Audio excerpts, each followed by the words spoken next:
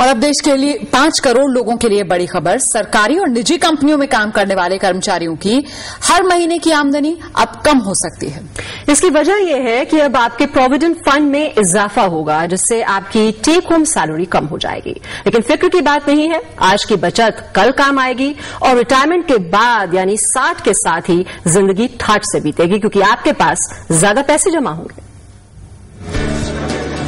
अगर ईपीएफओ या कर्मचारी भविष्य निधि संगठन के ताजा सर्कुलर पर अमल हुआ तो एक बात तय है, आपकी हर महीने की आमदनी कम होगी, जबकि भविष्य के लिए आपके पास ज्यादा पैसे होंगे।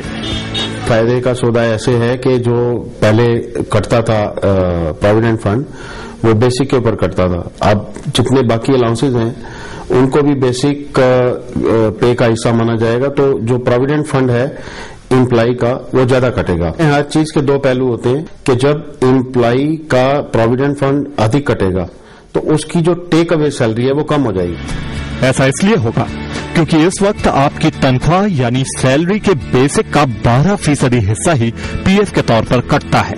वहीं सरकारी कर्मचारियों के मामले में पीएफ की रकम सैलरी और डीए का 12% होती है। लेकिन नया सर्कुलर कहता है कि हर कर्मचारी की बेसिक के अलावा दूसरे सभी अलाउंस के 12% हिस्से को पीएफ के तौर पर काटा जाए।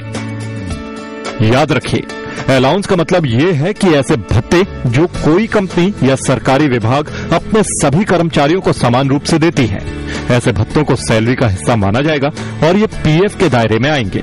लेकिन ऐसे भत्ते जो किसी कंपनी या सरकारी विभाग में खास कर्मचारियों को मिलते हैं, वो पीएफ के दायरे में नहीं आएंगे।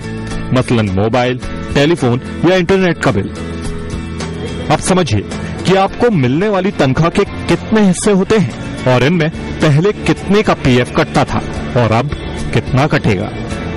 मोटे तौर पर एक कर्मचारी की तनख्वाह में बेसिक सैलरी होती है। इसके अलावा house rent allowance, medical, conveyance, personal, entertainment, education, LTA यानी लीव ट्रेवल अलाउंस होता है।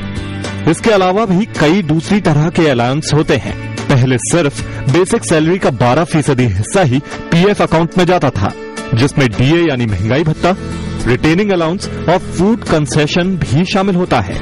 याद रखिए, हाउस रेंट अलाउंस न कभी पीएफ का हिस्सा था और न ताजा सर्कुलर के बाद होने जा रहा है।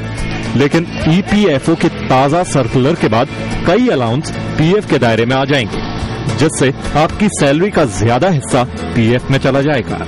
दिल्ली से भूपेंद्र सोनी के साथ अभिरूप सिंह तड़ागी, जी न्यूज।